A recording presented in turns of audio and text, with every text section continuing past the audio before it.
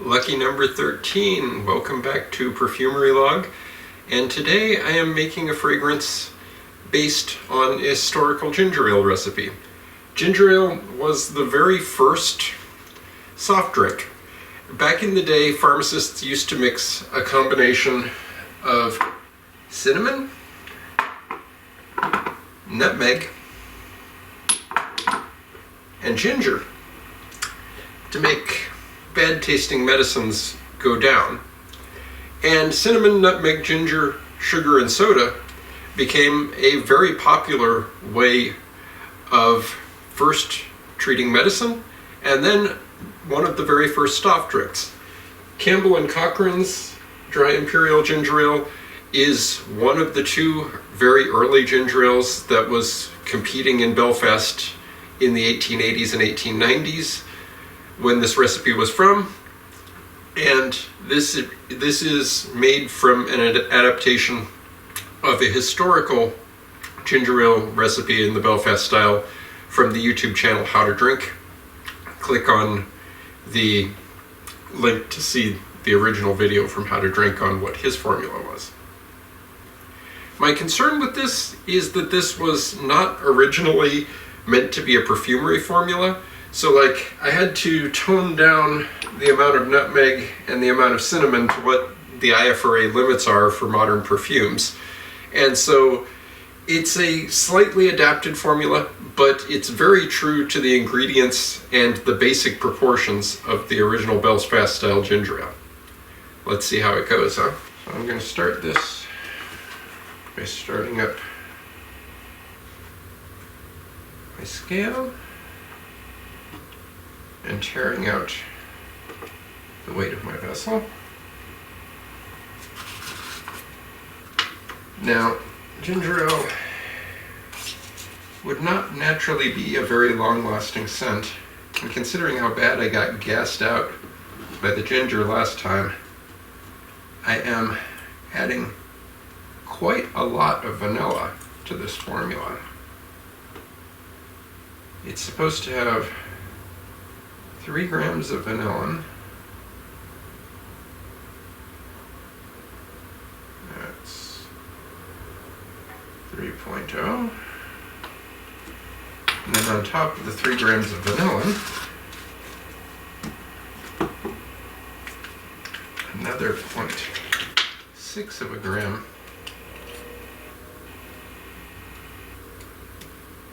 of ethyl vanillin.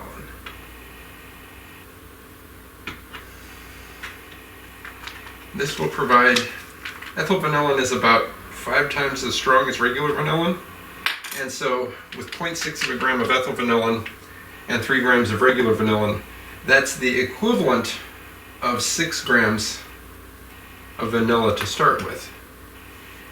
And then on top of this, so that we have a nice stable base note and something to dissolve all of this solid vanilla, we're going to add some Indian benzoin, and about 4 grams of this 15% benzoin.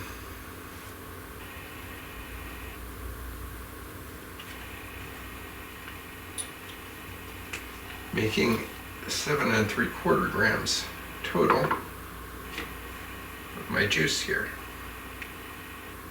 And it's still too dense to get the vanilla to completely dissolve, but at least I have something to start from in terms of getting some dissolution going, because this benzoin is 15% benzoin in perfumer's alcohol, tinctured from the actual benzoin crystals, which were very dirty.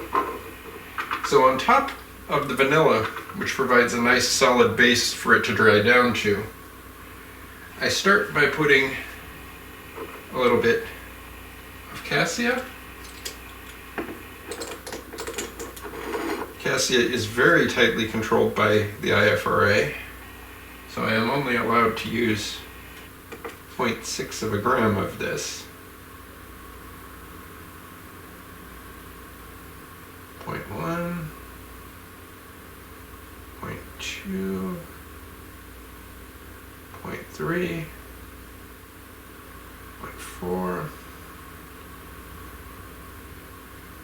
0.52,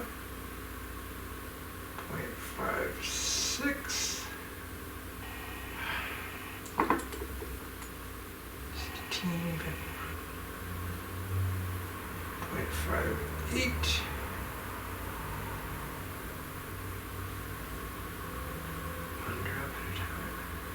0.6.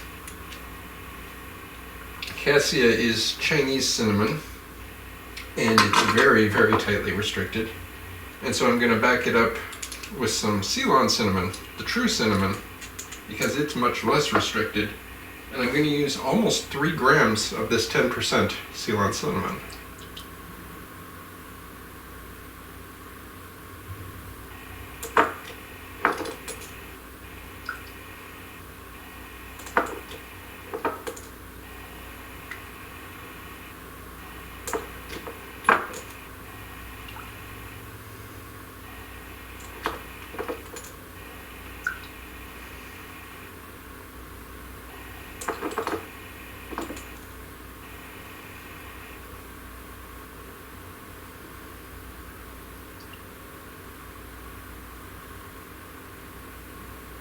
There you go. So now on top of that, we add 6 grams of 10% nutmeg.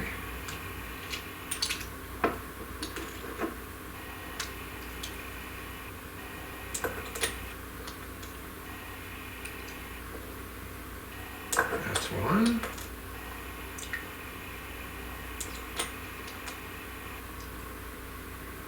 2.2,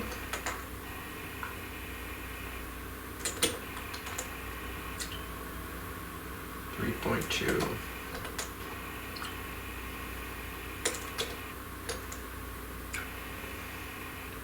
4.3, 4.8, 5.3. We want 5.86, we want 6 grams here. 6 grams of 10% nutmeg. So this mix of nutmeg, cinnamon, and vanilla is the base on which, and let's see if I can get some more of this vanilla to actually dissolve now that the concentration's a bit lower. This is the base on which our ginger is going to come out to play. There's a lot of ginger in this. And actually, if I stuck to the ancient recipe, there would be a lot more ginger in this. Because I got gassed out by the ginger CO2. And we're going to put 4 grams of ginger CO2 in this. And look how thick this stuff is. That's 1.3.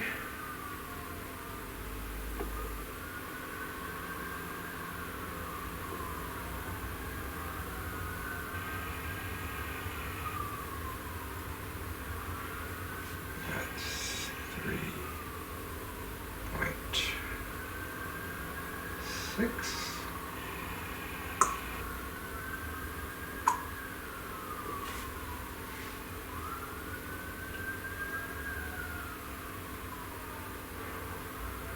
Just look how dark this ginger is. 4 grams.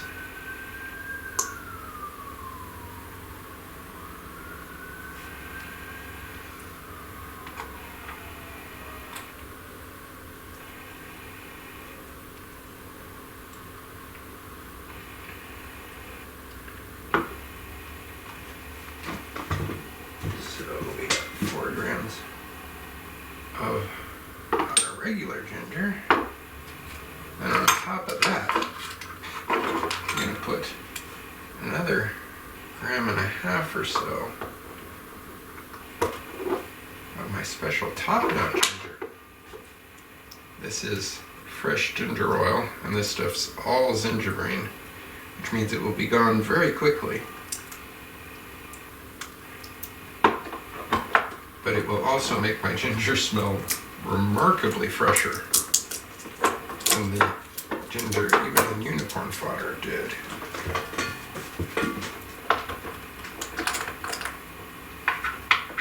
So, take 1.25.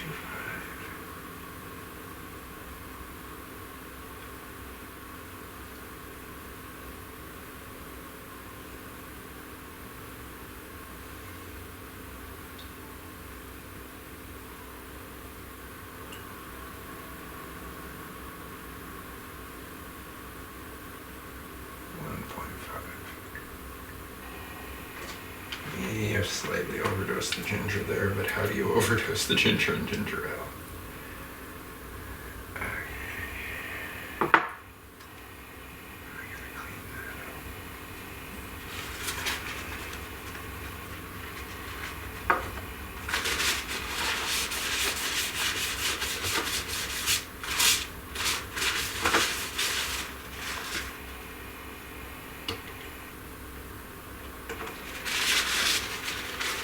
Okay, so the next task is find the rose. Now we're going to put about 0.9 of a gram of rose absolute.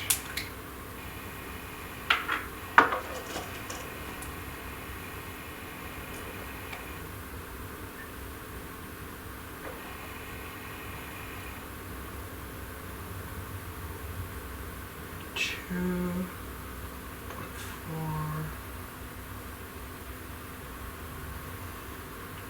6.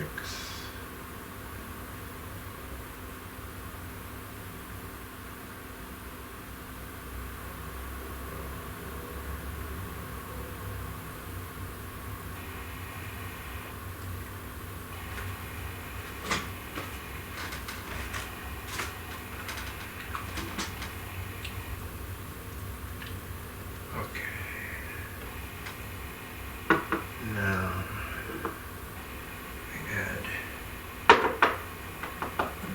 bitter orange and half a gram of wine.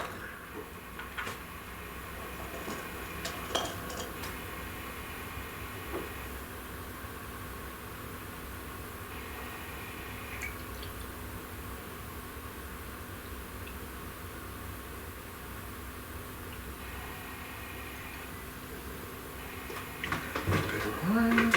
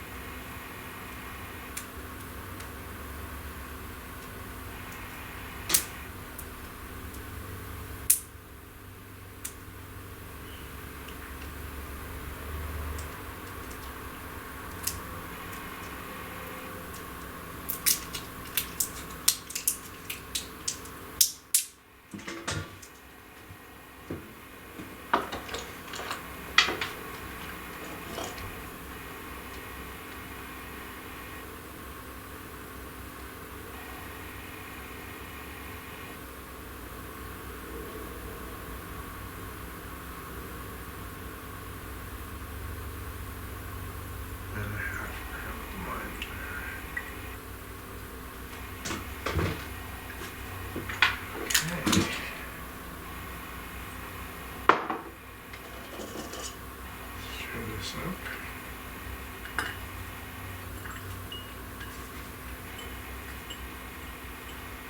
Essential oils do not like to mix up all together. They much prefer to stay in their layers. But to get perfume out of them, we gotta get them to mix. Okay. So here is what our juice begins as. Now, to dilute it down. Okay, so I am going to cap this up and let this ginger balm macerate overnight, because otherwise this is just going to completely gas me out when I try to smell it. See you tomorrow. Well, I forgot about my fragrance in the fridge for a few days, which almost never does you any harm as a perfumer, honestly. Let's find out what this smells like. So, after macerating for 3 days, it has a good strong orangey top note. It comes on strong with this orange and lime top note where you can almost not smell the ginger underneath the orange. But that doesn't last very long. Like, give it a minute or so and it will be into a strong, perhaps a little over strong, sweetened ginger phase. Because once the orange starts wearing off, the ginger comes out with a vengeance. And it's becoming this strong, like, orange ginger nutmeg thing. And I've already tried it a little earlier today on my arm, and it being dried down for an hour now, most of what I smell on my arm is ginger, nutmeg, and ginger, nutmeg, and cinnamon, which is a nice strong mid-note. Now I can tell you from experience that when you put something on a base of vanilla and benzoin, it pretty much all smells like vanilla and benzoin out the end of it. So from my earlier experience I can say that when I apply this to my skin, and I would not apply this to clothes because it would stain, it is quite yellow. It projects good and strong enough to gas me out at first. But unfortunately, that projection doesn't last. I get maybe 10 minutes of good strong projection, and then I get half an hour to an hour of it smelling pretty strongly of ginger ale. And yeah, even now with my scent strip, it's already to the phase where it's basically smelling like sweetened ginger with a hint of cinnamon and nutmeg on it. And that's basically what old style ginger ale is. And so I'm not liking how yellow this is drying on my strip. This would almost certainly stain clothing, which I know that's a problem when you're dealing with natural perfumery, is a lot of the natural materials stain. I've already gotten complaints from Zephyr Cove that the yarrow in it stains, but it makes a good strong ginger scent. It's ginger inflected at first with bitter orange, and then later on with an increasing amount of vanilla and cinnamon in it. I honestly wish the IFRA would let us use more cinnamon, because this is about half as much cinnamon as the actual 19th century recipe used. But I'm still new enough at perfumery that seeing an old-fashioned beverage recipe turned into a very non-linear and beautiful perfume just amazes me right now. And this will do. This will do quite nicely for the ginger ale portion of my Gin Buck perfume. And so probably in the next episode I will be working on the gin side of the Gin Buck and seeing if I can get a equivalent perfume that smells like gin that can use the vanilla and benzoin in the base of this and piggyback off of it so that the whole fragrance can ride on a single pack of stabilizer. So stay tuned, subscribe if you haven't already. Hitting that subscribe button and that like button really does a lot of good for my channel, and I hope to be making more videos for you real soon. Thanks.